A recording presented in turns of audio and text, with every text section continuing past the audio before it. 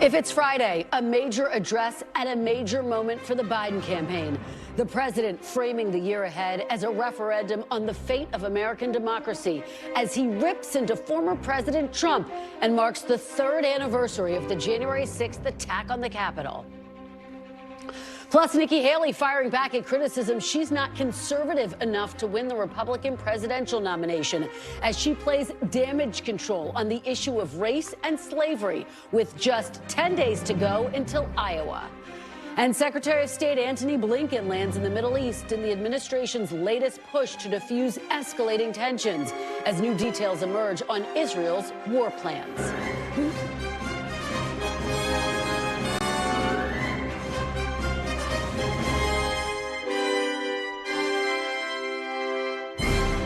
Welcome to Meet the Press Now. I'm Kristen Welker. We begin with President Biden in his first campaign event of the new year, speaking near historic Valley Forge, Pennsylvania, ahead of the 3-year anniversary of the January 6th attack on the Capitol. In his remarks, which wrapped up just moments ago, he lashed out at his likely re-election opponent in some of the most harsh terms we've heard yet, calling the former president sick, a loser, an election denier, and attacking him for echoing rhetoric from Nazi Germany, also painting him and his movement as an existential threat to American democracy. Whether democracy is still America's sacred cause is the most urgent question of our time. And it's what the 2024 election is all about. The choice is clear. Donald Trump's campaign is about him, not America, not you. Donald Trump's campaign is obsessed with the past, not the future. He's willing to sacrifice our democracy, put himself in power. And our campaign is about preserving and strengthening our American democracy. The remarks today come as President Biden is trying to jumpstart a flagging campaign where he trails the former president in early polls. The speech coming in the shadow of the anniversary of the January 6th attack, with President Biden accusing former President Trump of trying to rewrite history and reveling in political revenge. Trump said that there was a lot of love on January the 6th. The rest of the nation, including law enforcement, saw a lot of hate and violence. In trying to rewrite the facts of January 6th, Trump is trying to steal history the same way he tried to steal the election. Trump and his MAGA supporters not only embrace political violence, but they laugh about it. At his rally, he jokes about an intruder, whipped up by the big Trump lie, taking a hammer to Paul Pelosi's skull, and echoing the very same words used on January 6th. Where's Nancy? And he thinks that's funny. He laughed about it. What a sick...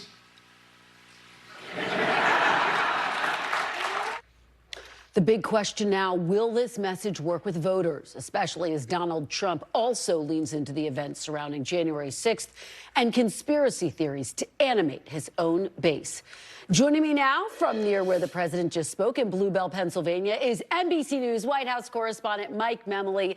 Mike, it is so great to see you. You're going to be on the panel on Sunday as well. Let's talk about what we just heard from President Biden. What were your key takeaways?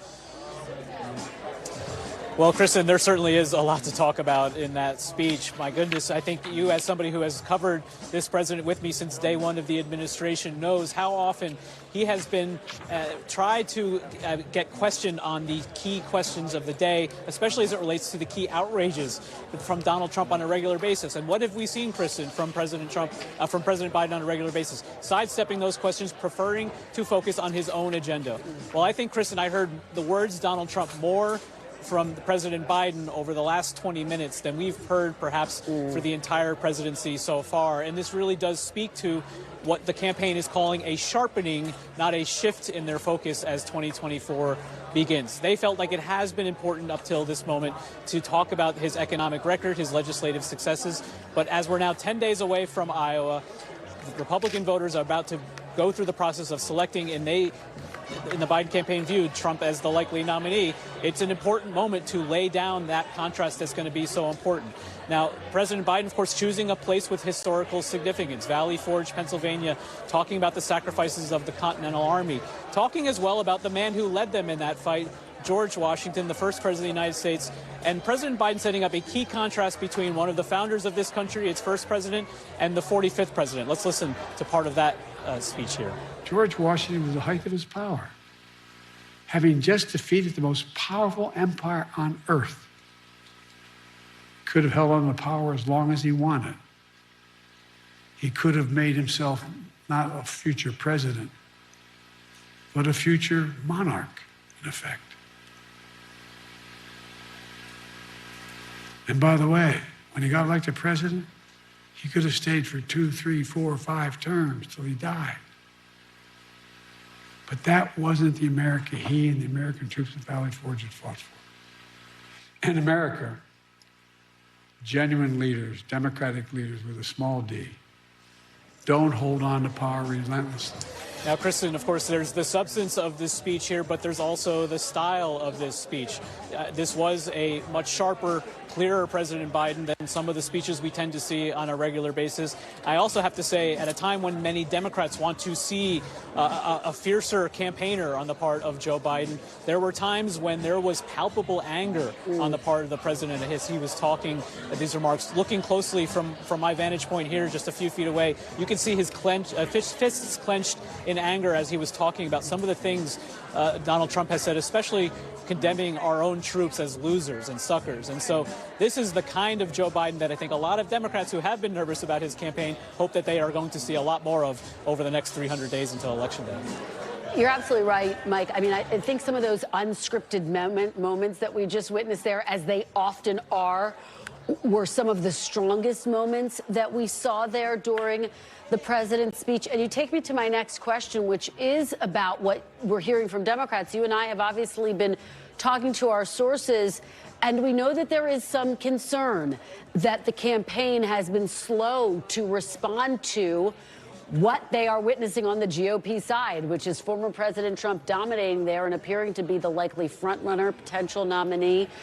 What are you hearing about the strategy moving forward to stay on offense, to continue to see more of what we saw today? We know he's got another big speech coming up on Monday.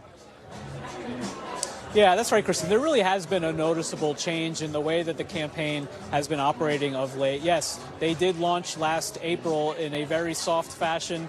This is just the third public campaign event that President Biden has had. But it's more about what's happening or not happening behind the scenes that has been concerning Democrats. They don't see the kind of field organization, the infrastructure in the states that they perhaps would like to see. That is starting to change. We saw President Biden just a few weeks ago himself personally go to the campaign headquarters to meet with the team. We know, obviously, there are a lot of staff in the White House who are running a lot of the key strategic decisions. And they are now, especially as it looks like Donald Trump could be the Republican nominee sooner rather than later, to get ready to roll out their general election strategy. And consider this, Kristen.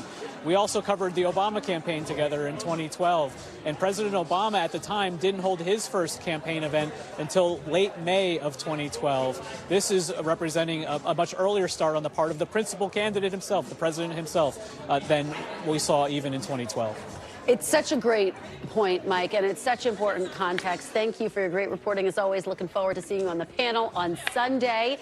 I now want to bring in Michael Tyler, Communications Director for the Biden re-election campaign. Michael, thanks so much for joining me. I really appreciate it. Thank you for having me. I appreciate it. Let's talk about what we just heard from President Biden. A lot of Democrats viewing this speech as the official kickoff to his campaign. The theme, the messaging, not necessarily different from what we have heard from President Biden in the past, particularly in the midterms. Do you think that this message will be enough to rally and energize voters again in 2024? Will the third time be a charm, effectively?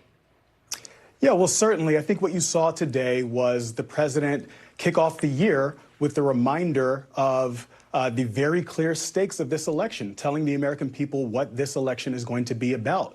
And that's whether or not democracy will remain the sacred cause of the United States of America. We've obviously made tremendous progress under President Biden, but the fact of the matter is that the looming threat of MAGA extremism has only grown stronger since 2020. You now have Donald Trump and other MAGA Republicans who, when they're not out there promising to ban abortion or rip away health care for millions of Americans, he's now running a campaign on, as the president said, revenge and retribution, promising to root out his political enemies like vermin from within. He's promising to jail his political opponents, members of the free press. He's out here praising political violence at his rallies. And he's promising to rule as a dictator on day one. So while we're incredibly proud of the progress that the president has made, and we will continue to campaign and focus on that, we are absolutely taking this opportunity at the beginning of the election year to remind people of the fundamental stakes of this election. It's whether or not we are going to continue to serve as a democracy in the United States of America. That's absolutely on the ballot box in 2024. And you just heard my colleague Mike Memoli there reference some of our reporting, the jitters within Democratic circles, concerns that there hasn't been enough organization on the ground yet in key states, and concerns, frankly, that there hasn't been a tough enough message coming from the Biden campaign yet. What do you say? How do you answer Democrats who say that this type of urgency should have started months ago? Yeah, well, I think folks are right to feel a sense of urgency because this is going to be an incredibly close election, as all presidential elections are in modern America. The fact of the matter is we have been on the ground working hard since last year. The president obviously launched the campaign in April. We have been up running paid advertisements, for example, since August. We've been focused particularly on Black and Hispanic communities, running targeted ads in communities since August. We've also been running pilot programs in our organizing infrastructure in states like Wisconsin and Arizona. We are now at the stage of the race where we are ramping up our organizing efforts, hiring state staff in all of our battleground states, because we are right now at the point where folks are waking up, realizing that we are, in fact, in an election year. We want to make sure that we have all of the chess pieces in place to make the argument on behalf of Joe Biden to the American people when folks are really tuning in. So we feel pretty confident about the state of the campaign as it stands right now in January of 2024. And yet, Michael, polls show that you are losing support among Black and Hispanic voters. What's going on? I mean, when I talk to Democrats, they say that's their biggest concern. Those are the voters that put Joe Biden in the White House. How worried are you about losing support among those key constituents? And how do you win them back? What's the president's plan?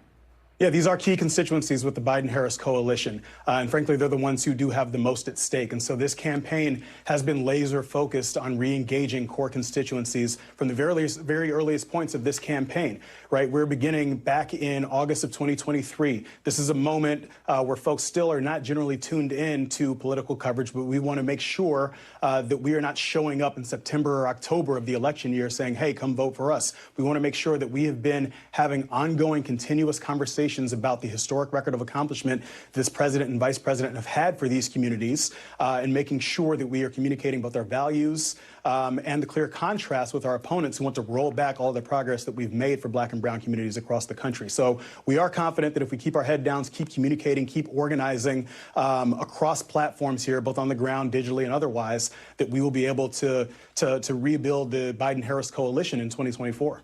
Let me read you something that Dean Phillips, obviously, he is posing a challenge to President Biden in the primary. He issued this statement today. He says Joe Biden wants to talk about democracy when he thinks it benefits him politically, but he's not too interested when he thinks it doesn't.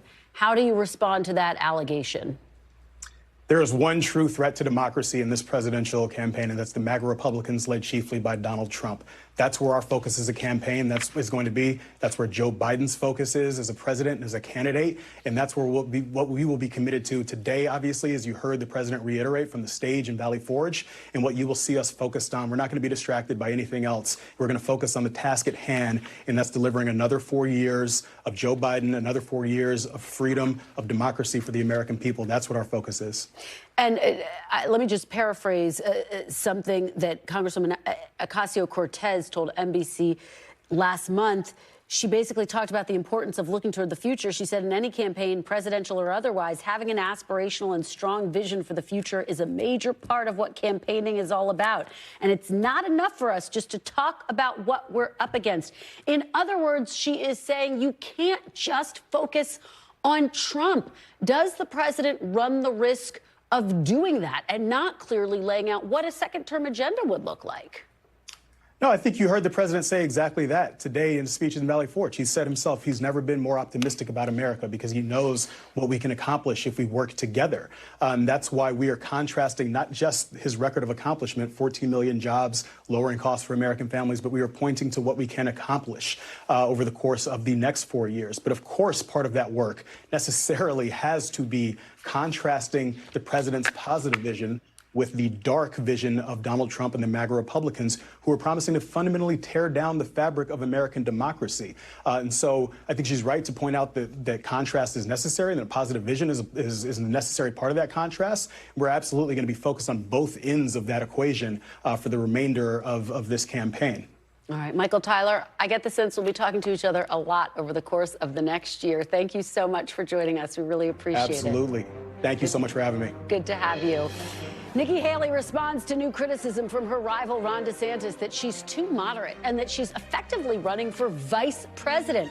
We're live in Iowa with that wide-ranging interview next. Plus, Israeli Defense Forces responding to growing criticism over the war's civilian death toll and discussing Gaza's post-war future with NBC News. We'll bring that to you as well. You're watching Meet the Press now.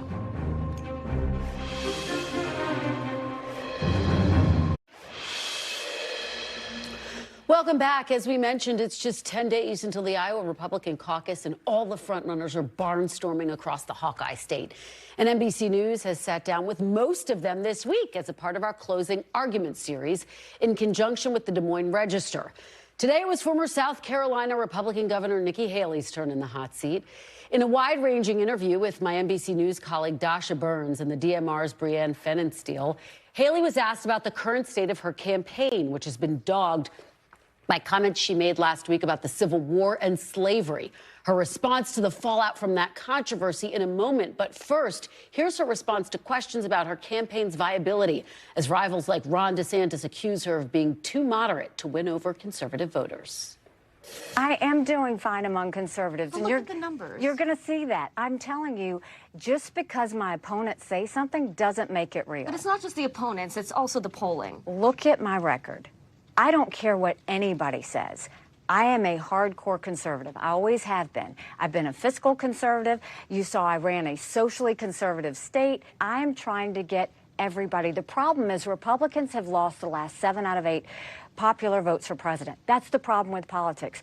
We shouldn't be proud of that. We should want to win the majority of Americans. Am I trying to win the majority? You bet. Because the only way we're going to save our country is if we go after everybody, if we focus on lifting up everybody, not just a select few. And that's what I'm going to do. And so, yes, is that conservatives? Yes. Is that moderates? Yes. Is that independents? Yes. I want them all. And the country should want them all. And that's the problem with the Republican Party is they're picking just a sliver and they're not looking at everybody. And that's why people have left the party. You said you'll be strong in South Carolina, but if you can't win your home state, should you drop out of the race? How can you argue viability long term if you can't win your home state? Why don't we wait and see what happens in South Carolina before we talk about that? I mean, I think we haven't even had Iowa yet. We haven't had New Hampshire yet. And you want to talk about South Carolina? But it's your home state. It is my home state, and I'm proud of my home state. My home state's proud of me. You can look at the favorabilities, and it's good. Why don't you let and see what Iowa happens and what New Hampshire happens,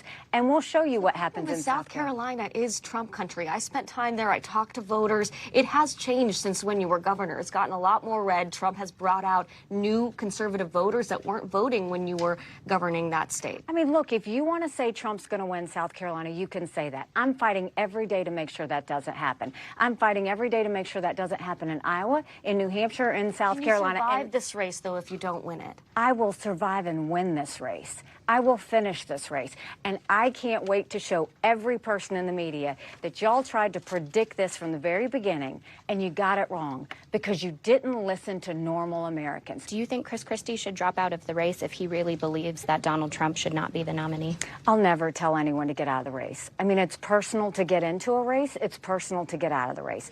That's for him to decide. I will say that his reason for getting into this was that he wanted to call Trump out. And his reason for getting into this was that he was going to go and follow Trump around the country and try and, make him answer questions. He hasn't done that. He's not playing in Iowa. He's not playing in South Carolina. If he wants to defeat Trump, I think he can see exactly how you do that. But that's for him to see, and that's for him to decide. I'm not going to tell anybody to get out of the race. I'm just going to run my own. So do you think it's disingenuous of him for him to stake so much of his candidacy on defeating Donald Trump and then to continue in this race? I think it's left everybody scratching their heads, saying, you say you want to defeat Trump, yet you might be the one person that helps him win. I mean, he's got to answer that question, not me. I want to ask about something you said last night. You said many of the cases facing Donald Trump are just political, but there are some he'll have to answer for. Which things do you think Donald Trump will have to answer for? Well, I think he's got a lot of court cases. He's going to have to answer all of them. But I think we can look at them. Some have been over-politicized. We see what's happened in New York, and we see what they're doing. And then some they're going to have to be played out. Do you think there's a chance he'll be found guilty of some of those alleged crimes? I don't worry about it. Like, for me, I want to beat him fair and square. I'm not looking for him to fall in a court case. I'm not looking for him to be thrown off a ballot. I want to beat him because I don't think he's the right person to go forward. I don't think that you defeat Democrat chaos with Republican chaos. I don't think that we can have someone go in 4 more years with the chaos that he brings. And so I think that we have to go and make sure that we get stable. Well, Dasha and Brienne also asked Haley about those remarks she gave last night trying to clean up an incident last week where she failed to mention slavery when asked about the key cause of the Civil War. You've been asked about your comments on slavery. We don't need to rehash that. But there were some critics that criticized your comments last night about having black friends as sort of using a trope. What do you say to people who say that you've really had challenges when it comes to talking about race and are worried about what that would mean for the general election? We were the only Indian family in our small southern town. I was teased every day for being brown. So anyone that wants to question it can go back and look at what I've said on how hard it was to grow up in the Deep South as a brown girl. Anybody can look at my record and see when Walter Scott was shot down by a dirty cop, how I made sure that the Walter Scott family didn't suffer because we put the first body camera bill in the country in place. Anybody can look at the fact that when we had 9 amazing souls die in Mother Emanuel Church, I did something that no Republican or Democrat ever wanted to touch, which was call for the Confederate flag to come down because it would take 2/3 of the House and Senate and was an impossible feat. I don't know what you're implying with that, but what I will tell you is saying that I had black friends is a source of pride. Saying that I had white friends is a source of pride. If you want to know what it was like growing up, I was disqualified from a beauty pageant because I wasn't white or black, because they didn't know where to put me. So look, I know the hardships, the pain that come with racism. It's the reason that I fight bullies every day when it comes to racism, anti-Semitism, or hate, and I always will. If I didn't mention slavery on that day, it's because that's an automatic. There's always been, the Civil War's always been known about slavery. I misread it and thought he was looking for a bigger answer going forward. So critics can say whatever they want. I'm very comfortable in my skin. I'm very comfortable with what I believe in, and my job is not to convince them. Joining me now from Iowa following her interviews this week with Vivek Ramaswamy, Ron DeSantis, and Nikki Haley today is NBC's Dasha Burns. Great week for you, Dasha. So let's talk about what we just heard from Haley. She's defending her conservative credentials there. She is defending herself in really personal terms in the wake of that misstep over answering the question about the Civil War, and then last night saying she had black friends in high school. What were some of your biggest takeaways, Dasha?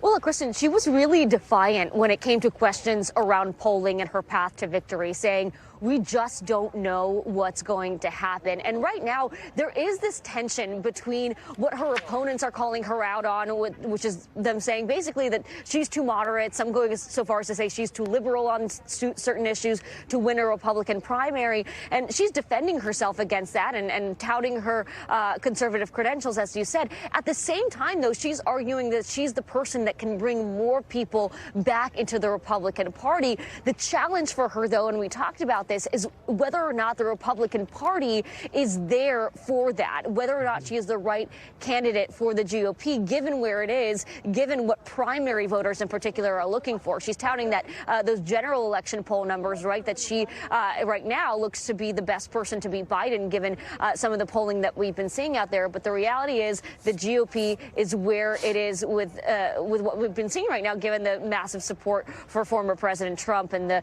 push to the right that we've seen in the Republican Party in recent years. And Dasha, of course, you did sit down with Ron DeSantis just yesterday. He was equally defiant when you pressed him on his chances of winning Iowa. And I go back to this point that you and I discussed yesterday. You asked him over and over again, what state can you win if you don't win Iowa? You never got an answer to that question. How would you compare and contrast these two candidates 10 days out from Iowa, Dasha? Absolutely. Quite a contrast, actually, on a number of answers, from how they talk about January 6th, for example, DeSantis dismissing it, Nikki Haley calling it a terrible day for our nation, from how they talk about election integrity, DeSantis really questioning the process, Nikki Haley saying, you know, we need to make sure that it goes well, but feeling confident that she'll be able to accept the results in November. Nikki Haley, though, also struggling to answer the question when I asked her about whether or not she could win South Carolina, not being able to confidently say that she would be able to win it, but both saying, of course, we don't know what's going to happen. One thing that DeSantis has been sort of pushing is Nikki Haley potentially running to be the vice president, right? This is a narrative that they've tried to put out there to attack her. Well, I asked her about this. Take a listen to our conversation. Yesterday in our interview, DeSantis accused you of running to be the vice president, saying in our interview, quote, she's the darling of the never Trumpers, and yet when she's asked, okay, will you just categorically put this to bed and say you will not accept the vice presidential nomination, she will not answer the question. When you've been asked this in other interviews, you say you're not playing for second. I understand that, but if Trump asked, will you say yes or no? The reason I don't answer that question is I don't play my opponent's games. I am running my own race. They want me to do that so that you guys talk about it for the next 2 days. I am not running to be vice president. I have said that in every way I know possible. I don't play for second. I've never done it in my life. I'm not doing it now. You don't put yourself, your family, and everything that goes into running for president to be second. And so we are going to be first. And we're not even going to have to answer that question. I have said I do not want to be vice president. I want to be president. Yes or no, and I think that's you know what why? Keep asking. Because who's asking it? Ron DeSantis is asking well, it. Chris Christie. Because they asked it. I'm not playing my opponent's game. And then have you guys make a story of it for 2 to 3 days? No, I want to talk about the economy. I want to talk about education. I want to talk about the border. Because you haven't said yes or no. DeSantis has said categorically no. Why can't you do the same? I have said I don't play for second. I have said I am not trying to be vice president for anyone. So that should be enough. I am running for president. When 6 months from now, I'm happy to talk to you about who's going to be my vice president. But I am not going to sit there as a running mate? Maybe. Would you join forces to try to defeat Donald Trump? I am going to defeat Donald Trump on my own. That's the goal that we have. If he wants to join forces with me, I welcome that. But right now, we've got a race that we feel good about. We've got a surge. We've got momentum. We've had hundreds of people show up at our events. We're doing well in Iowa. We're doing well in New Hampshire. We're going to keep on fighting. Well, kudos to you, Dasha, for trying. She never ruled it out. Fantastic interview. A lot of big headlines there. You have had quite a week. I hope you can get some rest. Congratulations to you and Brienne on all of your fantastic interviews all week long, Dasha. Great, great work. Thank you. And you can catch up on our NBC News and Des Moines Register interviews with Vivek Ramaswamy, Ron DeSantis, and Nikki Haley online right now. You can also find more coverage of the Closing Arguments Iowa series in the Des Moines Register's print edition. Coming up next, 2024 debuts with a bang for the president and his Republican challengers. It's only going to ramp up from here, folks. Stay with us. The panel's next. We'll talk about all of it. You're watching Meet the Press Now.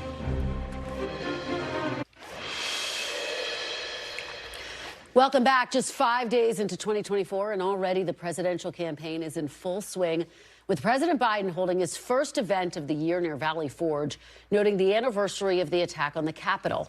Ron DeSantis, Nikki Haley, Vivek Ramaswamy, and Chris Christie all on the trail today, just 10 days from the Iowa Republican caucus. And in just a few moments, former President Trump will be holding his first campaign event of the year in Mason City, Iowa. Joining me now on set is Julia Manchester, national politics reporter for The Hill, Faiz Shakir, senior advisor to Vermont Senator Bernie Sanders, and Republican strategist Garrett Ventry. Welcome to all of you and Happy New Year. Thank you all for being here. Julia, let me start with you. So we are just 10 days out from Iowa.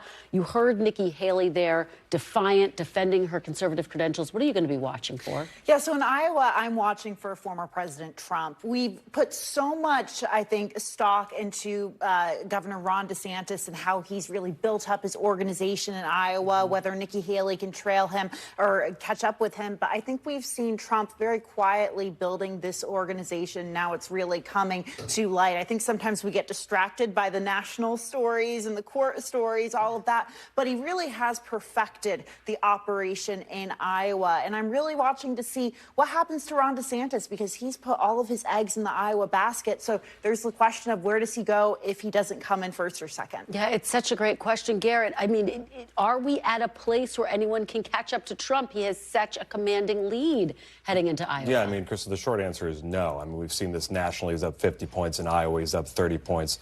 New Hampshire is up 15 points. In South Carolina, he's up 30 points. So just really tough to overcome here. And it's not just that, like 2016, when he had this plurality lead with a crowded field. He's in a crowded field. He's hitting 60% of the vote. And so I think it's tough here. I don't think Ron DeSantis, if he loses in Iowa by 20 or 30 points, I don't see a path forward for him. And Nikki Haley certainly can't afford to lose to him in New Hampshire. I don't know how then you go into South Carolina and suffer a 20 or 30-point loss there politically. So I think Donald Trump is running away with this thing, and it's really no one's been able to catch him at this point. Faiz, Democrats basically, and you heard President Biden today make this case about democracy, about the threat that former President Trump poses to democracy. Are they prepared for any other candidate to break through, or are they basically saying we have to assume it's Trump at this point? Well, you have to be prepared for anybody to break through, but it is helpful that Nikki Haley's not making his argument a bit, you know, and I think it's helpful to have somebody, he's so disruptive out there, he's so chaotic. Right, isn't that what Joe Biden's making the same argument? So in some sense, I'm sure that they welcome Nikki Haley in the final stretches trying to make the case of a dysfunctional person you can't trust to put back in the Oval Office. And I think that at some point, I agree with everything Garrett was saying about the numbers, that somebody would have to beat, if you're going to go with the king, you have to beat the king somewhere. And it seems like Haley's got the best shot, and it would have to be in New Hampshire. In order to win New Hampshire, you'd have to show some momentum in Iowa. And if you come in third in Iowa, I don't think that's the momentum you're looking for. So I would say the highest stakes are for her. She's got to get a second-place finish and look like you're cresting. Julia, do you think that the folks who don't come in, who don't have a strong showing, a strong second-place showing, are they going to take that hard look at their campaign and say, time to drop out? If you're Ron DeSantis, absolutely. If you're Nikki Haley or Chris Christie, not necessarily, because they've both run more New Hampshire-centric campaigns. You know, I don't expect Chris Christie to do well in Iowa. I don't really expect Nikki Haley to necessarily knock it out of the park either. But there is the question, off to what Faiz was saying. If Chris Christie were to drop out, theoretically, that does put Haley closer to Trump in New Hampshire, and it might make them a little nervous, but at the same time, it still doesn't put her within striking distance. And that's really the question, who can get within striking distance of Trump? As I said, President Biden was talking about January 6th today, really framing that around his race. The Republican candidates are talking about January 6th in very different terms. I want to play a little bit of what Nikki Haley and Governor DeSantis had to say in our series with Dasha Burns. What lessons do you think the country learned from January 6th, and what did you personally take away from that day? It's a terrible day. We can never let that happen again. I don't know anybody that saw what happened that didn't, like, have their heart fall to their stomach. We just don't want to see that happen again. And I think that we owe it, all of us, to make sure that doesn't happen again. Now, I will say, you had a lot of people show up at the Capitol. Not everybody did something wrong. A lot of them went and were using freedom of speech and their ability to protest to do what they wanted. But the ones that went in, the ones that broke the law, those are the ones you have to hold them accountable. You have to make sure that they pay the price to show that it will never happen again. What lessons did the country learn from January 6th? What did you also personally take away from that day? Well, look, I mean, I think it's been politicized by the left. You know, I don't think it was supposed to be. That was not supposed to happen. I think people went to protest, and I think it got out of hand. But I think it's something that happened to our nation. What do you think we can take away from it? I think that's more of a media with the anniversary. I know that this is like Christmas Day for the media, like to talk about January 6th. I know it's a big deal in a lot of the corporate outlets. I get that. I've not had a single question in Iowa about January 6th. Garrett, what do you make of those two very different responses on January 6th? Who has the better general election message? Yeah, so I think if you step back and we can look at this in obviously a primary, we can look at a general too. Right. President Trump's leading in the polls right now, obviously in the primary, but it's not just in the primary. You've got to take a step back here. Democrats have used January 6th the last 3 years against President Trump. They impeached him about January 6th. They did a congressional investigation about January 6th. 50% of the indictments are about January 6th. Taking him off the ballot is tied to January 6th. So they've done that, and what have the results been? Donald Trump's beating Joe Biden in a lot of polls going forward here. And because the reason is although people may think the attack on the Capitol was very bad, they didn't like it, they thought it was a threat to democracy, maybe they didn't like some of President Trump's actions that day, it's not ticking as the number 1, 2, or 3 issues going into 2024. It's immigration, economy, inflation, and voters don't like Joe Biden on that. So, of course, Democrats want to make it about January 6th. They want to make it about a threat to democracy. I find it interesting Joe Biden says democracy is on the ballot when they're trying to take Donald Trump off the ballot in numerous states as well. Faiz, how do you respond to that? Well, Nikki Haley's trying to offer a general election message that she thinks would better position her to go talk to a lot of independent voters who have serious concerns about Donald Trump. I think I don't dispute that some of the numbers that you're offering around Biden's current weakness, but I think it's going to gain strength as we get an A versus B matchup, a rematch, and people, those who are sitting on the fence who haven't already decided, because most of the electorate will already know where they're at the first day that this general election kicks off. The few who haven't have that serious concern. Are we going to rerun the 4 years of chaos of Trump? And she's speaking to that. Obviously, there's a reason why Trump calls her bird brain, because he's just very upset about like her having this very rational perspective. So I'm happy for them to duke it out in a Republican primary and see where it lands. You speak to why there are real questions about whether he would actually pick her as his vice presidential nominee, by the way. That's another panel discussion we'll have. But, Julia, let's stay on this topic of January 6th, because President Biden sort of officially launched his reelection campaign with this big, sweeping, very impassioned speech today. And some Democrats are saying, boy, they wish he had ramped up the rhetoric earlier. They wish he'd gotten tough like this about 6 months ago. Absolutely. And it seems like he's been inching towards this. OK, this is going to looks like I'm going to be matched up against Trump again. He's been telegraphing that a little bit. But boom, today he had that very impassioned speech. You know, this strategy sort of reminds me of Pennsylvania in 2022 with Doug Mastriano and Josh Shapiro. It seems like Joe Biden is taking a play out of Josh Shapiro's playbook and trying to run on this issue. We know Josh Shapiro did that quite a bit against Doug Mastriano. The only difference here is that I think Donald Trump is in a bit of a stronger position than Doug Mastriano was in Pennsylvania. But we saw Democrats do well on this in 2022. But the question is, there's so many other factors this time around. Faiz, does President Biden run the risk of over-indexing on this issue? I mean, how much does he need to balance talking about these other issues? The Garrett's talking about the border, definitely the a concern of over-indexing, because when you think, like, I think a lot of people have made up their mind and judgments on democracy. I think it's going to be hard to persuade. Whether you reaffirm and remind people about it is one thing, but persuade is going to be hard. So you got to work on the areas of persuasion. I do think when you think about prescription drug prices, there's certain things that we don't even know where Donald Trump stands. Like, he campaigned on, let's say, taking on big pharma, I'm going to drain the swamp and all this stuff. Do we know that, like, okay, Biden put in place Medicare price negotiation? What's Donald Trump's view on that? And I think there's a bunch of things that are going to be economic in nature. Corporate tax rate went up under President Biden. He instituted an increase of the wealthy paying their fair share. What does Donald Trump think about that? Antitrust, right? Here's a bunch of, we're taking on some large corporate monopolies. How does Donald Trump feel about it? There's a lot of these issues that have not been touched by Donald Trump. We don't know where he stands. And I think that could be a decider of the persuaders. Garrett, what's your response to that? And also, I'm curious, because obviously these negotiations going on Capitol Hill, you raised the issue of the border. If they get a deal, how much of a gift is that to President Biden, which, by the way, a lot of Republicans have been whispering to me this would be a boon to him in a general election? Right. First, a quick response. I mean, on antitrust specifically, the Google case came under Biden's or Trump's DOJ going into it. But I would say that The issue is Bidenomics, these things that he's sold to the American people, they're just not buying them, right? So there might be things that he's, has policy accomplishments, but overall they're not buying them. If you take a step back, too, I think going up, it's going to be, were you better off 3 to 4 years ago? And that's the question that people are going to have to answer going into the election. Right now, they feel like they're not, and they feel like they were better off under Donald Trump. On the border specifically, a lot of Republicans do share that concern, right? Giving a win to Democrats going into a general election. So I think there's still going to be a lot of devil in the details there. You've got the House Freedom Caucus that are going to want a very hardline bill that they've already passed H.R. 2.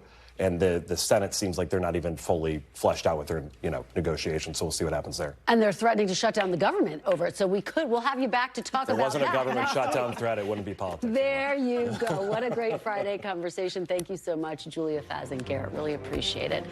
After the break, a contentious cabinet meeting in Israel ends with a call for the Israeli government to be replaced as the IDF bombards targets in central and southern Gaza. Do stay with us. You're watching Meet the Press now.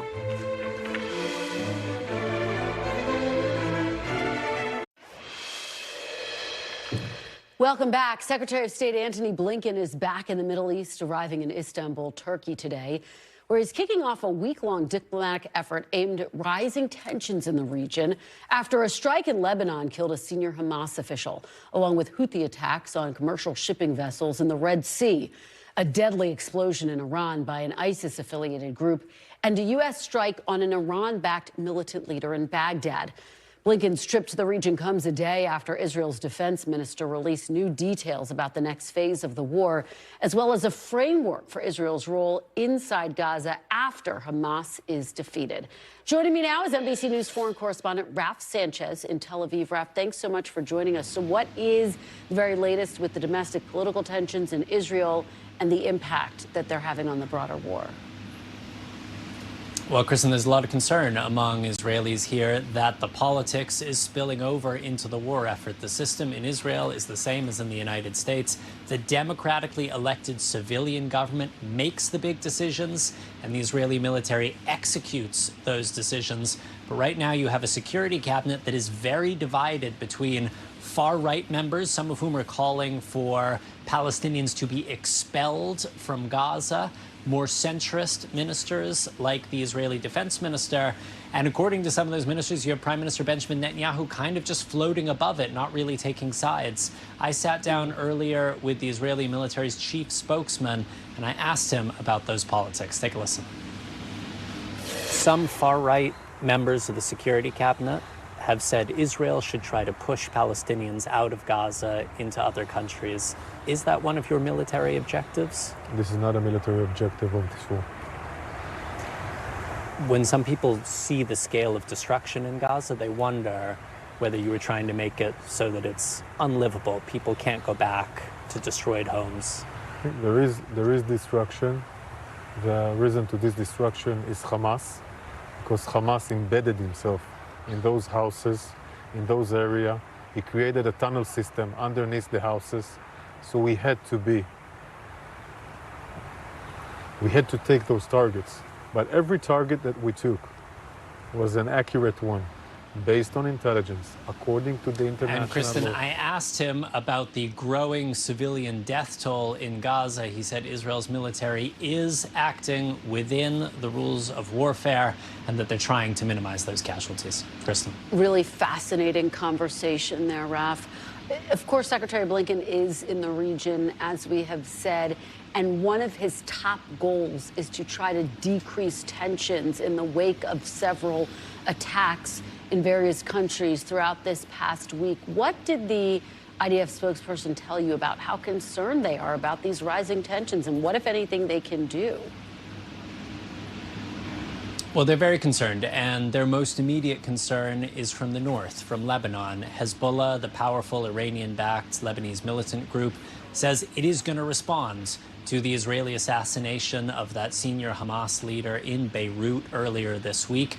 The threats from Hezbollah have been vague, but Israel's military says that they are at peak readiness on the border right now in the event that there is retaliation. And as you said, Kristen, Secretary Blinken is flying into a region that feels like it is on fire in all areas right now. He is trying to send a message to the Iranians that if the U.S. does carry out its own threat of launching strikes against the Houthi rebels in Yemen, who have been firing at commercial shipping these last couple of weeks, that is not an attack on Iran, that the U.S. is not looking for a confrontation with Iran. Kristen. All right. Well, I know that tensions are high there. Raf Sanchez, thank you for your incredible reporting. Please continue to stay safe. We really appreciate it. Still to come, triple threat. I'll talk to the top health official in Los Angeles County as flu, COVID, and RSV cases rise in California and all across the U.S. You're watching Meet the Press now.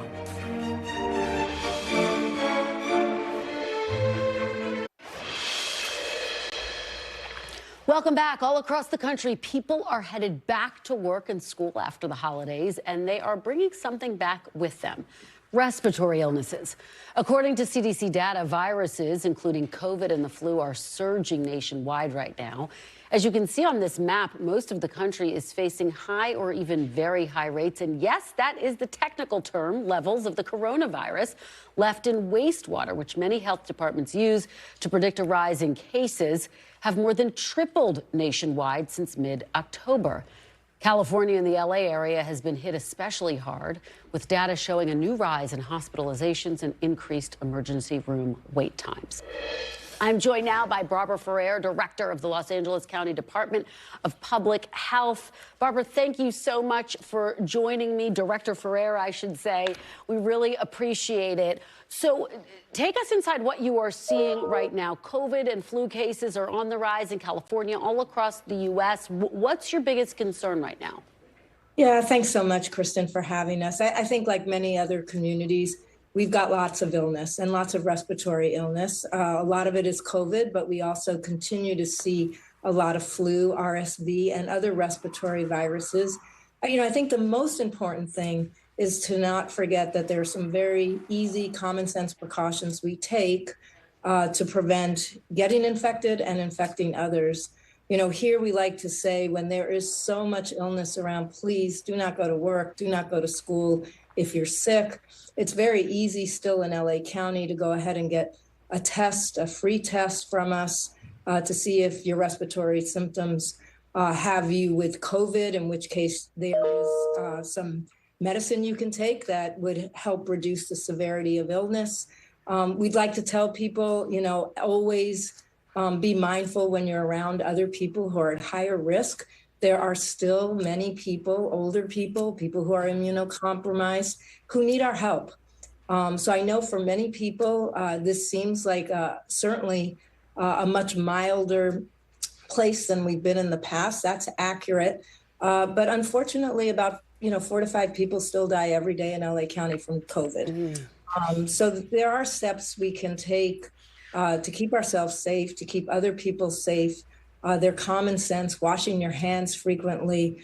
Of course, wearing a mask when you're in these crowded, indoor, poorly ventilated places, particularly if you're at higher risk or you're taking care of people at higher risk. There's no reason to not be sensible here. I know we're sick of talking about COVID, but it's still here, and so are these other viruses. We've learned a lot.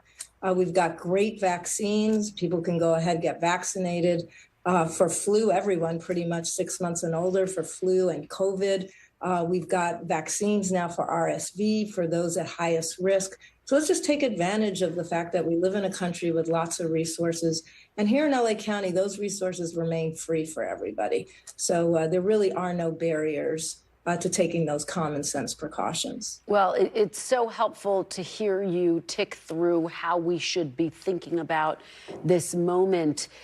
Given that you are seeing this rise in COVID and flu and RSV, how much does that compound the threat level for, as you say, people who are immunocompromised? And is that one of the biggest potential threats that you're monitoring? I think one of the biggest threats is if you've got 3 viruses that can cause severe illness, all circulating at the same time, you can overwhelm your healthcare system. Not just that people need to get hospitalized. I mean, that's so tragic that they have so much severe illness, but you've got people crowding in the emergency rooms, in the urgent care centers. So you can easily overwhelm your healthcare system when you've got 3 significant respiratory illnesses all circulating at the same time. And you're right, for some people, we are hearing from our providers, our healthcare providers, that they're seeing people who actually are infected with more than one virus at a time. Certainly, that's possible. We don't have enough, sort of hard data on exactly what that rate is. But anecdotally, there are lots of stories that we're hearing from providers, particularly among people who are more vulnerable, that they're coming in and they're infected with both flu and COVID. That seems to be the more common combination that we've heard of. All right, Barbara Ferrer, thank you so much for this important information. We really appreciate it. Yeah, thank you for having me. And thank you for being with us. We will be back on Monday with more Meet the Press Now. And if it's Sunday, it's Meet the Press on your local NBC News station. I'll have exclusive interviews with Congresswoman Elise Stefanik, Israeli President Isaac Herzog, and the Biden campaign's deputy manager, Quentin Fulks. Do not miss it. A lot of ground to cover there. NBC News Now coverage continues with Tom Costello in for Hallie Jackson. Thanks for watching. Stay updated about breaking news and top stories on the NBC News app or follow us on social media.